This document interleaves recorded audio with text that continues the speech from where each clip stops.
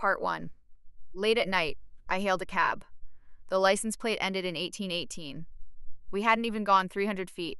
Then the driver adjusted his balding comb-over in the rearview mirror and asked me, "Are you 18 yet?"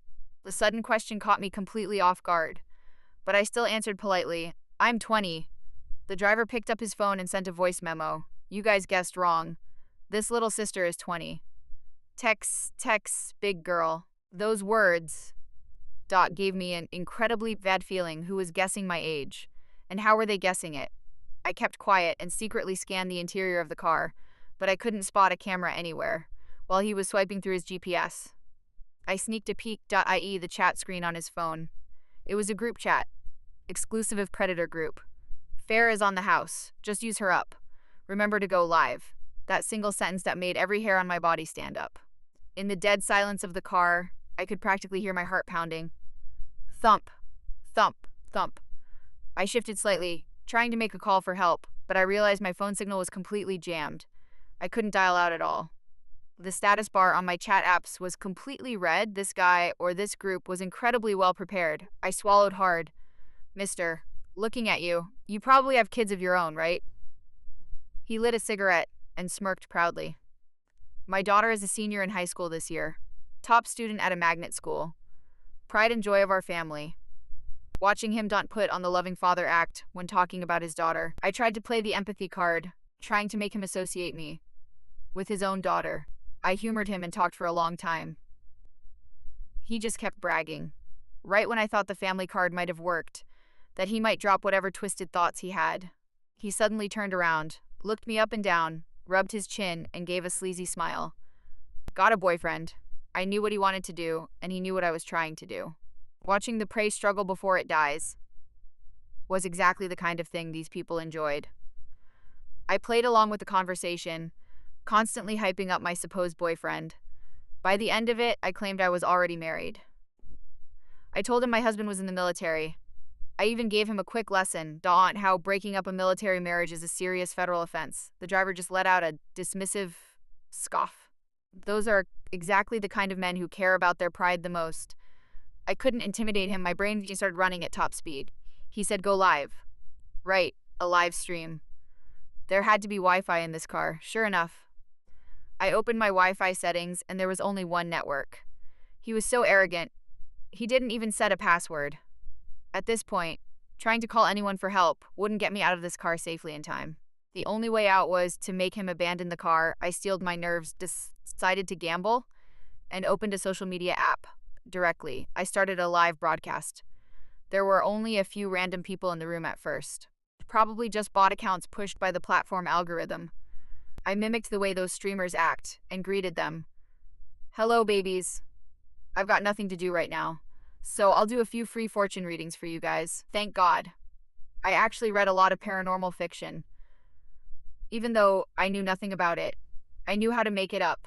Since no one was asking questions, I just asked and answered them myself. I said things like, "What? You have a baby sitting on your head? There's an old man on your couch? There's an old lady crawling on your ceiling?" I spouted whatever sounded terrifying. I just kept talking. The driver didn't say a word. Instead, he just watched me like a circus act, enjoying the show as my viewer count slowly ticked up. Someone asked a question in the comments. Am I blind? Nobody is typing any messages. Who is the streamer reading for? Crap. Right then, I subtly tilted my phone, angling the camera. So, the messages on the driver's phone were completely exposed. Just to make sure they could read it, I intentionally held the angle for a few extra seconds. Someone in the comments seemed to catch on. "Streamer, if your safety is being threatened, say this baby is totally love-struck." Right after I repeated the phrase, the comments absolutely exploded. Some people were genuinely worried for my safety. Others thought it was just a staged stunt for views. Who pulls out their phone to live stream instead of calling the cops when they're in danger? I looked out the window into the pitch black. There weren't even any streetlights. I was completely trapped and couldn't explain. On both sides of the narrow road, the only sound was the croaking of frogs. If I were murdered and buried out here, nobody would find me for a very long time. Other than trying to save myself, what else could I do? I typed the driver's license plate to the comments. I hoped some internet sleuth could help me put the vehicle info. The driver let out a scoff and blew a whistle at me. The stench of cigarette smoke wafted over. Listen, little sister, all this stuff you're doing is useless. Why bother? I've watched you act for a while now. If you're out of tricks, it's my turn. He slowly pulled the car over to the side of the road. He leaned back over the seat and placed his rough, heavy hand right on my thigh. He started stroking it. Little sister, if you just cooperate and we get this over with, I'll drive you back to the city. If you insist on fighting, I can't guarantee what might happen. My expression didn't change at all. I aimed the camera right at my thigh, then panned it up to his face. I recorded exactly what he looked like. He didn't grab my phone away. He probably figured that even if I recorded it, I'd be too ashamed to ever post it. I watched the messages flooding into the comments, pushed his filthy hand away, and smiled. This car is secondhand, isn't it? The driver bared his yellow teeth. What?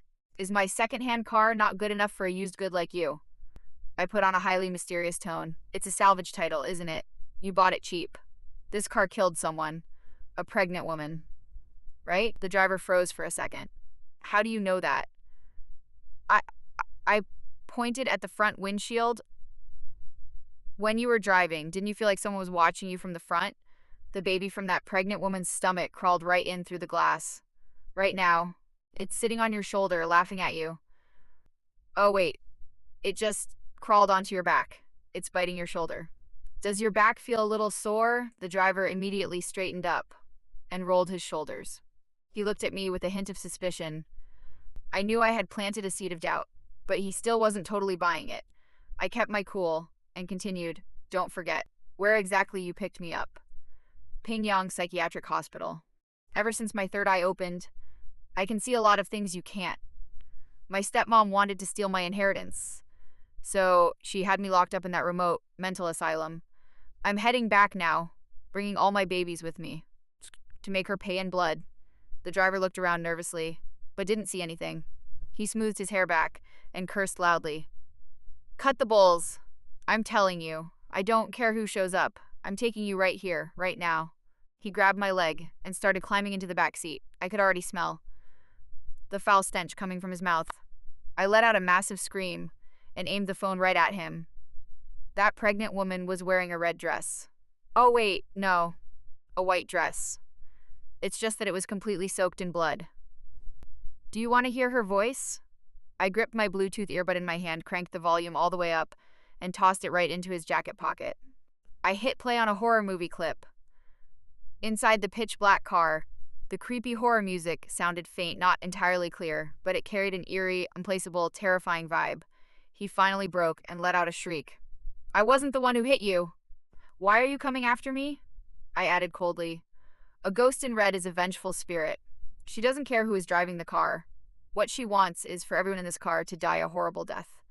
Suddenly, a jump scare scream played through the earbud. The driver's psychological defenses instantly collapsed. Don't kill me! Don't kill me! He threw the car door open and practically scrambled out on his hands and knees. He ran, constantly looking back over his shoulder. I immediately locked all the doors and let out a massive gasp for air. I did it. Tears started streaming down my face uncontrollably. With shaking hands, I picked my phone back up. I watched the viewer count in the live stream skyrocketing. Everyone was asking if I was okay. I cried as I told everyone I was safe, terrified that once he calmed down, he would realize I was just bluffing. I quickly updated the live stream and started driving the car forward. I had just gotten my license not long ago. I hadn't even passed my probationary period yet. I didn't dare drive too fast.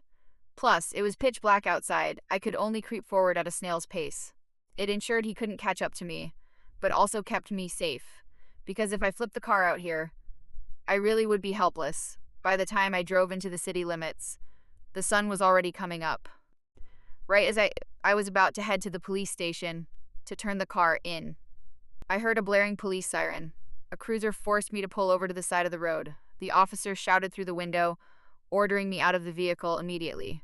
I stepped out with my hands raised, looking completely confused. Officer, I was just on my way to report this. The officer looked dead serious. Someone reported you for carjacking. Please come with us.